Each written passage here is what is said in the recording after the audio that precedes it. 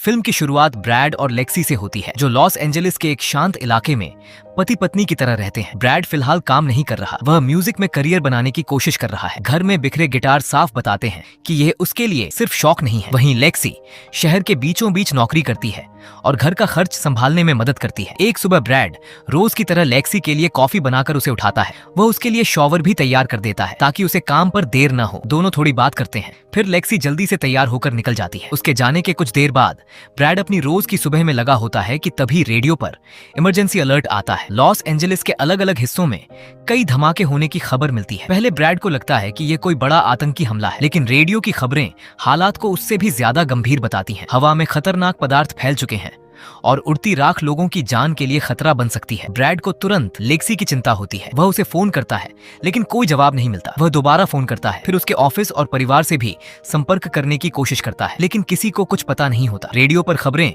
हर पल डरावनी होती जा रही थी। लोग सड़कों पर भाग रहे थे, कुछ लोग अचानक गिर रहे थे और शहर के कई हिस्सों से धुएं के बड़े गुबार उठ रहे थे। ब्रैड खिड़की से बाहर देखता है। दूर शहर के ऊपर धुएं का एक घना बादल छाया हुआ था। अब उसे समझ आ जाता है कि घर बैठकर इंतजार करना सही नहीं है। वह लेक्सी को आखिरी बार फोन करके मैसेज छोड़ता है कि वह उसे लेने आ रहा है। फिर कार लेकर सीधे शहर के बीच की ओर निकल पड़ता है, लेकिन ज्यादा देर नहीं लगती और ब्रैड देखता है कि पूरा लॉस एंजलिस अफरा तफरी में बदल चुका है। कई सड़कें पुलिस ने बंद कर दी हैं और लोगों को प्रभावित इलाकों से दूर रहने की चेतावनी दी जा रही है। ब्रैड रास्ता बदलकर आगे बढ़ता रहता है। कुछ दूर जाने के बाद उसकी कार का एक्सीडेंट हो जाता है और एक टायर खराब हो जाता है। आगे जाने का कोई आसान रास्ता न देखकर वह पास की हार्डवेयर दुकान में पहुंचता है। वहां वह कार ठीक करने का जरूरी सामान लेता है और ढेर सारी डक्ट टेप भी उठा लेता है। उसे अभी नहीं पता कि इसकी कितनी जरूरत पड़ेगी, लेकिन जल्द ही उसे इसका अंदाजा होने वाला है। घर लौटने से पहले ब्रैड कुछ ऐसा देखता है जिससे हालात और भी गंभीर लगने लगते हैं। दो पुलिस की गाड़ियां राख से ढकी एक कार का पीछा कर रही होती हैं। पुलिस वाले मास्क पहने हैं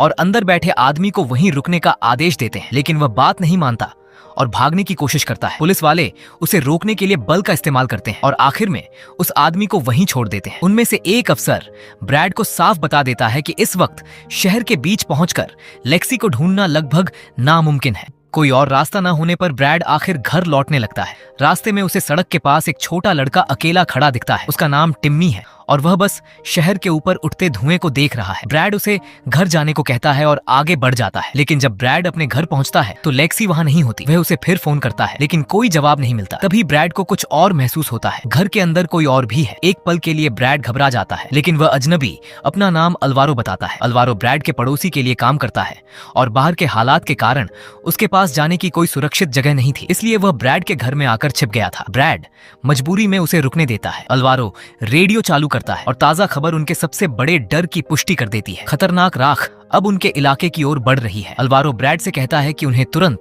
घर को पूरी तरह बंद करना होगा, लेकिन ब्रैड रुक जाता है। उसकी चिंता साफ है, लेक्सी किसी भी वक्त घर आ सकती है और अगर घर पूरी तरह बंद कर दिया तो वह अंदर कैसे आएगी। तभी हालात और बिगड़ जाते हैं। आसमान से राख गिरने लगती है। अब ब्रैड के पास कोई रास्ता नहीं बचता। वह और अलवारो प्लास्टिक और डक्ट टेप से दरवाजे, खिड़कियां और हर खुली जगह को बंद करने लगते हैं। ब्रैड पीछे के दरवाजे के पास लेक्सी के लिए पानी और कुछ कपड़े भी रख देता है। अगर वह घर पहुंचती है तो कम से कम उसके पास जरूरत की चीजें होंगी। कई घंटे बीत जाते हैं, लेकिन लेक्सी नहीं आती। तभी ब्रैड को उसकी माँ का फोन आता है। वह लेक्सी से बात करना चाहती है, लेकिन ब्रैड ज्यादा कुछ बताए बिना फोन काट देता है। इसके बाद कहानी लेक्सी की तरफ चली जाती है। वह अभी जिंदा है। ट्रैफिक और अफरा तफरी से गुजरते हुए वह किसी तरह घर पहुंच जाती है, लेकिन उसकी हालत देखकर चिंता होती है। वह बाहर की राख के संपर्क में आ चुकी है। लेक्सी दरवाजे के दूसरी तरफ खड़ी होकर ब्रैड को आवाज देती है। उसे देखते ही ब्रैड टूट जाता है, लेकिन अब उसके सामने एक ऐसा फैसला है जिसका कोई आसान जवाब नहीं है। लेक्सी उससे दरवाजा खोलने की गुहार करती है। ब्रैड मना कर देता है। उसे पता है कि दरवाजा खोलते ही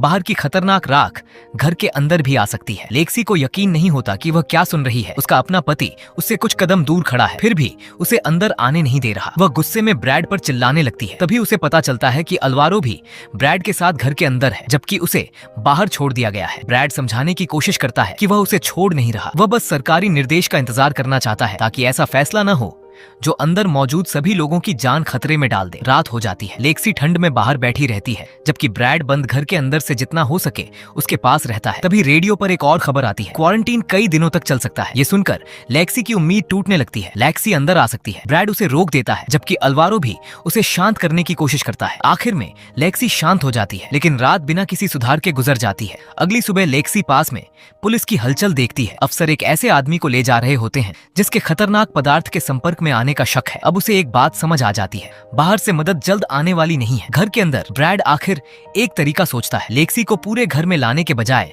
वह बेडरूम को बाकी घर से अलग कर देता है। लेक्सी पीछे के रास्ते से अंदर आती है और उसे उसी अलग कमरे में रखा जाता है। दोनों के बीच प्लास्टिक की एक दीवार लगा दी जाती है। वे एक दूसरे को देख सकते हैं, लेकिन उनके बीच सीधी हवा का रास्ता नहीं होता। फिर ब्रैड लेक्सी को इससे भी डरावनी बात बताता है। अभी किसी को पूरी तरह नहीं पता कि यह पदार्थ शरीर पर क्या असर करता है और बाहर इसके संपर्क में आने की वजह से लेक्सी की जान खतरे में है। यह सुनकर लेक्सी टूट जाती है। तभी उसकी माँ का फिर फोन आता है और लेक्सी उससे बात करने लगती है। बात करते हुए उसकी नजर बाहर टिम्मी पर पड़ती है। ये वही छोटा लड़का है जिसे ब्रैड ने पहले देखा था। लेक्सी उसे बुलाकर अंदर ले आती है। अब छोटे से घर में 3 लोग फंस चुके हैं, जबकि बाहर की दुनिया उनसे और दूर होती जा रही है। लेकिन एक साथ फंसे रहने से मुश्किलें कम नहीं होती। लगातार तनाव का असर ब्रैड और अलवारो पर पड़ने लगता है और दोनों में बहस हो जाती है। गुस्से में ब्रैड अलवारो से कह देता है कि वह घर की बहुत ज्यादा ऑक्सीजन इस्तेमाल कर रहा है और उसे बाहर चले जाना चाहिए। तुरंत बाद ब्रैड को एहसास होता है कि उसने हद पार कर दी। वह अलवारो से माफी मांगता है, लेकिन अलवारो अपना फैसला कर चुका होता है। उसकी पत्नी अभी भी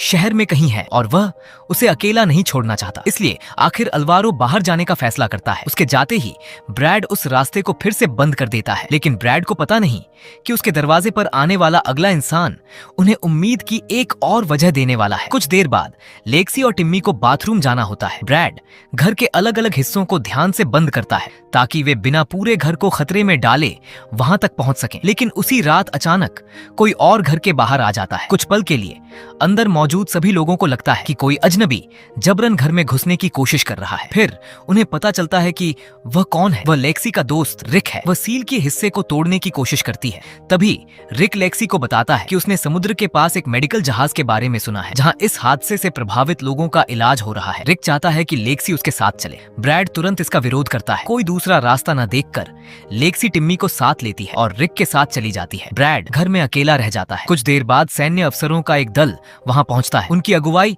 कॉर्पोरल मार्शल कर रहा होता है, जो ब्रैड से घर के अंदर हुई बातों और लेक्सी के संपर्क में रहने के बारे में सवाल करता है। पूछताछ के दौरान उन्हें पता चलता है कि लेक्सी ने पहले सील किए हिस्से को तोड़ने की कोशिश की थी। अफसर उस जगह से कुछ सैंपल मांगते हैं। ब्रैड मजबूरी में उन्हें सैंपल दे देता है। अफसर चले जाते हैं, लेकिन तभी अचानक लेक्सी वापस आ जाती है। कुछ गड़बड़ हो गई है। रास्ते में रिक और टिम्मी को अधिकारियों ने रोक लिया था और लेक्सी किसी तरह बचकर घर लौट आई, लेकिन अब उसकी हालत साफ तौर पर बिगड़ चुकी है। उसे लगातार खांसी हो रही है। लेक्सी जब बाहर रोशनी डालकर देखती है तो जमीन पर कई मरे हुए पक्षी पड़े दिखते हैं। ये नजारा एक बात साफ कर देता है, हवा में मौजूद चीज अब बेहद खतरनाक हो चुकी है। घर के अंदर ब्रैड और लेक्सी फिर प्लास्टिक की दीवार के दोनों तरफ बैठते हैं। वे पहले की तरह साथ नहीं रह सकते, इसलिए उसी दीवार के पार से बात करने लगते हैं। दोनों उन चीजों के बारे में बात करते हैं जो सब खत्म होने के बाद करना चाहते हैं, लेकिन लेक्सी की हालत लगातार खराब होती जाती है। तभी बिना किसी चेतावनी के कॉर्पोरल मार्शल और बाकी अफसर फिर घर लौट आते हैं। इस बार